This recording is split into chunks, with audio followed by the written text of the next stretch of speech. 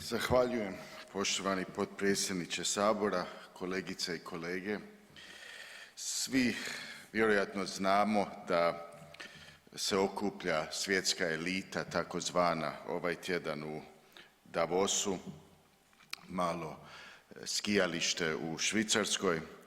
Tamo ih čuvaju nešto više od 5.000 zaštitara. Znamo da se osjećaju moćnima, uživaju jedni u društvo drugih i vesele se sigurno tom godišnjem okupljanju. Naš premijer je isto tamo, vidjeli smo da se sastao sa Vučićem.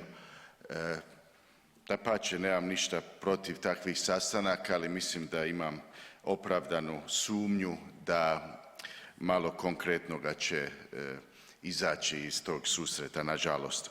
Međutim, zanimljivo koja je bila glavna vijest jučer na tom okupljanju. Privedena je poznata ekoaktivistica Greta. To je sve njih jako zabrinulo što će se dogoditi sa mladom švedskom aktivisticom.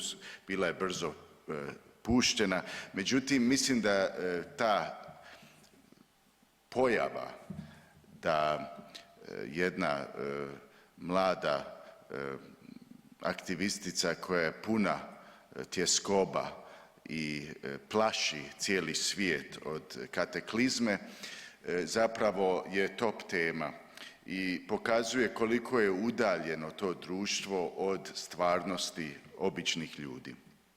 Malo je ukazao na to jučer glavni tajnik UN-a Antonio Guterres koji je ipak malo pokvario raspoloženje i rekao u svom izlaganju da se svijet nalazi u takvoj neviđenoj nevolji koju on ne pamti i indirektno je zapravo rekao da ljudi okupljeni tamo su itekako odgovorni za to stanje. Jučer sam ili prekjučer kad smo imali tu raspravu na aktualnom satu govorio o tome da nije bio pravi trenutak da Hrvatska uvede euro. Mislim da će vrijeme to pokazati da sam bio u pravu. Međutim, trebao bi još malo dodatno pojasniti zašto je ovo vrijeme toliko turbulentno i nastavit će se to vrijeme sa eurom. Naime, Christine Lagarde, čelna osoba Europske središnje banke, potpuno je izgubila povjerenje financijskih tržišta. Više ne slušaju i ne uzimaju ozbiljno njezine izjave.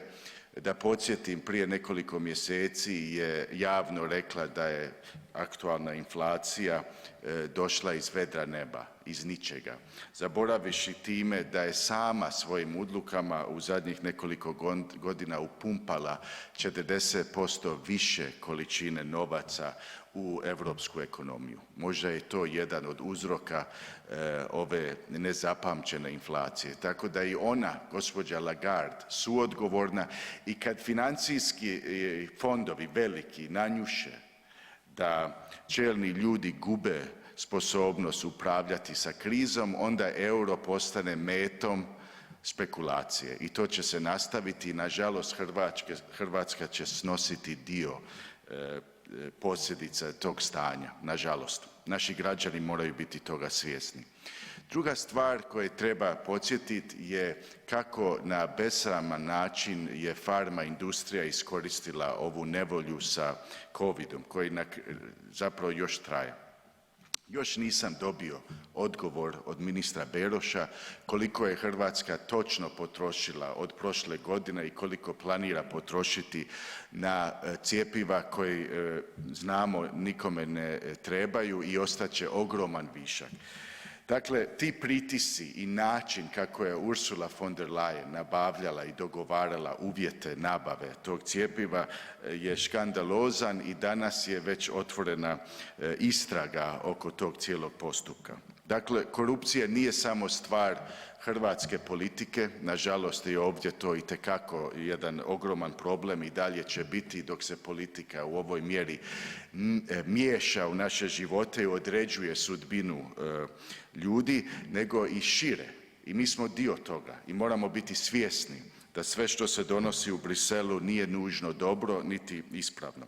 Na kraju krajeva Ne očekujemo ništa od Davosa nego floskula i puno samodopadnih fotografija ljudi koji su puni licemjerja i nisu ni sami svjesni svoje vlastite odgovornosti. Sada će u ime Kluba zastupnika HNS